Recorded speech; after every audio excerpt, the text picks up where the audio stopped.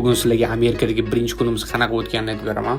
O'zi darsga kech qolamiz, lekin asosan o'ziga naski tanlolmay bizani qiynadi ertalabdan. Bugun birinchi o'qish kuni, shuning uchun og'zimiz qulog'imizda choy ham ichmaganimiz uchun olma bilan suv o'zini olib, universitet tomon yo'l oldik. Uber chaqirganda Travers keldi. To'g'risini aytsam, O'zbekistonda ham bu mashinaga o'tirib ko'rmagandim. Endi Amerikada nasib qilgan ekan o'tirib ko'rish. Pratka bo'lsa alohida 5 zeriktirmasdan 2 minut ichida universitetga olib qo'ydilar. Va birinchi o'qish kuni nerealni emotsiyalarga boy kun bo'ldi, chunki amerikaliklar bilan bitta sinfda o'qish bu meni eng katta orzularimdan biri edi.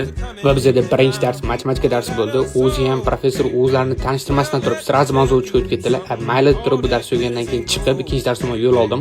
Ikkinchi dars menda yana matematika edi, chunki matematikadan yaxshi bo'lmaganim uchun o'zim bilib turib bu semestrga ikkita matematika klass olganman. Darsim tugashi bilan sразу uy tomon yo'l oldim, chunki qornim juda ham och ketgandi.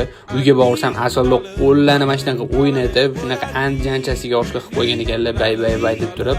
Dasturxon atrofiga hamma xonadonlar yig'ilib turib, kulishib, maza qilib gaplashib, osh o'zi ham biqin qilib tashadi. Va meni bu Amerikadagi birinchi kunim bir umr yodimda qoladigan kunlardan biri bo'ldi.